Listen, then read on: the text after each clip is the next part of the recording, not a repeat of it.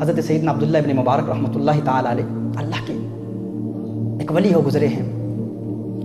امام اعظم ابو حنیفہ رحمۃ اللہ تعالی علیہ کے شاگرد ہیں، اور علم حدیث میں حجت ہیں، ان کا ایک مقام ہے علم حدیث میں، علم فقہ میں ان کا بڑا مقام ہے۔ یہ حضرت عبداللہ ابن مبارک رحمۃ اللہ تعالی علیہ اپنی ابتدائی زندگی میں بہت مالدار تھے، بہت دولت مند تھے، ان کی اپنی ذاتی جائیدادیں تھیں، زمینیں تھیں، اور بڑے بڑے باغات تھے، ان کے سیب کے باغات تھے، اور ان کا دین اسلام کی تعلیمات سے، علم دین سے کوئی تعلق نہیں تھا۔ ایک مرتبہ حضرت عبداللہ ابن مبارک رحمۃ اللہ تعالی علیہ نے اپنے سیب کے باغ میں جب سیب پکنے کا موسم آیا تو انہوں نے ارادہ کیا، اپنے احباب کو کہا، دوستوں کو کہا کہ ہم یہاں قیام کریں گے اور سیب کھائیں گے اور شراب پئیں گے۔ تو شراب کے نشے میں تھے، ستار بجا رہے تھے رات کو، تو اسی دوران آپ کو نیند آ گئی، آنکھ لگ گئی۔ حضرت عبداللہ ابن مبارک رحمۃ اللہ تعالی علیہ آنکھ لگ گئی، سو گئے، ستار بجاتے ہوئے سو گئے۔ اچانک آنکھ کھلتی ہے، ستار ہاتھ میں ہے، پھر ستار بجانے کی کوشش کرتے ہیں، ناکام ہو جاتے ہیں، محسوس کرتے ہیں کہ کچھ خرابی ہے، اسے ٹھیک کرنے کی کوشش کرتے ہیں، ٹھیک کرتے ہیں، پھر بجانے کی کوشش کرتے ہیں، پھر ناکام ہو جاتے ہیں، پھر بجانے کی کوشش کرتے ہیں، پھر ناکام ہو جاتے ہیں۔ تیسری مرتبہ ستار بجاتے ہیں تو ستار سے ستار کی آواز نہیں آتی، اللہ کے قرآن کی آواز آتی ہے، قرآن کریم کی ایک آیت کی آواز آتی ہے، الم یأن للذین آمنوا ان تخشع قلوبهم لذکر اللہ۔ کیا اب بھی ایمان والوں کے لیے وہ وقت نہیں آیا کہ ان کے قلوب اللہ کے لیے نرم ہو جائیں؟ قرآن کریم کی اس آیت کی آواز اس ستار سے آتی ہے، فوراً جواباً کہتے ہیں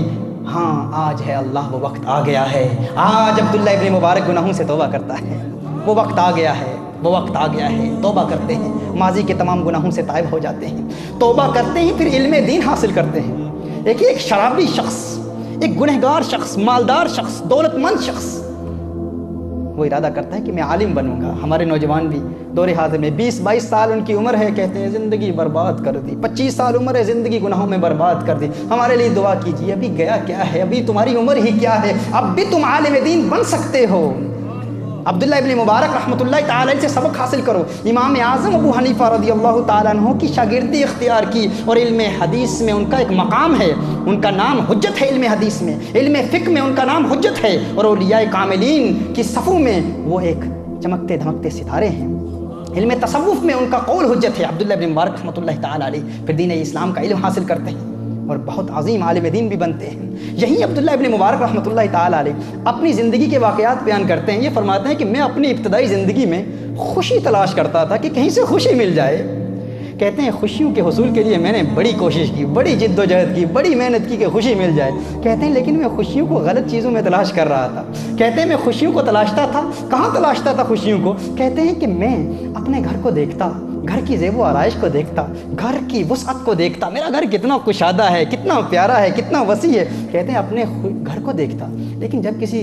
رشتہ دار یا کسی دوست کے گھر کو دیکھتا، چونکہ دوستی مالداروں کے ساتھ تھی،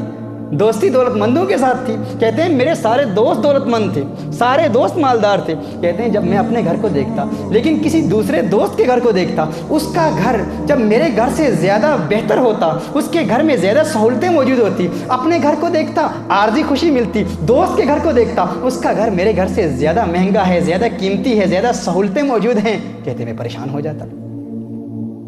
پھر اپنے گھر کو بہتر بنانے کی کوشش کرتا، پھر کوئی نہ کوئی ایسا دوست مل جاتا جس کا گھر میرے گھر سے بہتر ہے، پھر پریشان ہو جاتا۔ کہتے ہیں کہ میں سواری خریدتا، بہترین مہنگی ترین سواری خریدتا، لیکن جب کسی دوست کی سواری کو دیکھتا تو چونکہ دوستانہ ہی سارا مالداروں کے ساتھ تھا، میری دوستیاں ہی دولت مندوں کے ساتھ تھی، تو کوئی ایسا دوست نکل آتا جس کی سواری میری سواری سے بہتر تھی۔ اب غور کریں ذرا، اس کو اپلائی کریں، میں تو ایگزامپل دے رہا ہوں، اب دیکھیں، اپنی لینڈ کروزر کو تصور میں لائیں، اپنی گاڑیوں کے متعلق سوچیں۔ آپ اچھی گاڑی خریدتے ہیں، کسی دوست کی اچھی ہوتی ہے، پریشان ہو جاتے ہیں یار میری بھی اس سے اچھی ہو گاڑی، اور یہی پریشانی کا سبب بنتا ہے کیونکہ دوستی ہی ساری مالداروں سے ہے۔ فرماتے ہیں میں بہترین لباس خریدتا، عمدہ لباس، قیمتی لباس خریدتا، خوش ہو جاتا اپنا لباس دیکھ کر، لیکن کسی دوست کو دیکھتا جب اس کا لباس میرے لباس سے بہتر تھا، پریشان ہو جاتا۔ کہتے ہیں میں نے کہا اس سے چھٹکارا حاصل کرنے کا طریقہ یہی ہے، یارو ان مالداروں سے دوستی چھوڑ دو۔ کہا میں نے اس کے بعد غریبوں سے دوستی کر لی، کہا جب سے غریبوں سے دوستی کی ہے، غریبوں کے گھر میں جاتا ہوں، ان کے ساتھ میرا اٹھنا بیٹھنا ہے، ان کے ساتھ میری دوستانہ ہے، ان کے ساتھ میری دوستی ہے۔ جب بھی کسی غریب کو دیکھتا ہوں، جب دیکھتا ہوں کہ وہ زندگی کی بنیادی ضرورتوں سے بھی محروم ہے لیکن اس کا دل مطمئن ہے، اور پھر عبادت میں بھی مجھ سے بہتر ہے، تقوی میں بھی مجھ سے بہتر ہے، پرہیزگاری میں بھی مجھ سے بہتر ہے، تو میرا دل خوش ہو جاتا ہے۔ جب پھر اپنے گھر آتا ہوں اور اپنے گھر کی خوبصورتی کو دیکھتا ہوں، اپنے گھر کی زیب و آرائش کو دیکھتا ہوں، اپنے گھر کی وسعت کو دیکھتا ہوں، تو دل میں تسلی ہو جاتی ہے، مولا میں نااہل، میں نکما، میں ناکارہ انسان، کسی قابل بھی نہیں نیکیوں کے حوالے سے، تقوی کے حوالے سے، پرہیزگاری کے حوالے سے، لیکن تو کتنا کریم ہے کہ میری نااہل ہونے کی باوجود تو نے مجھے اتنی نعمتوں سے نوازا ہے۔ کہا جب سے غریبوں سے دوستانہ ہوا ہے، جب سے غریبوں سے یاری ہوئی ہے، میں خوش رہنا شروع کر دیا ہے، میں اس وقت سے خوش ہوں۔ تو یہ ارادہ کر لیں کہ ہمیشہ اپنے سے کم مالدار لوگوں کو دیکھیں، اور اس کا طریقہ کار کیا ہے؟ ہفتے میں ایک مرتبہ یا کم از کم مہینے میں ایک مرتبہ یہ ارادہ کر لیں کہ ہم ایسے بیماروں سے ملاقات کریں گے، غریبوں کے ساتھ دوستی کریں گے، تو انشاءاللہ تعالیٰ آپ کی خوشی کوئی آپ سے چھین نہیں سکتا۔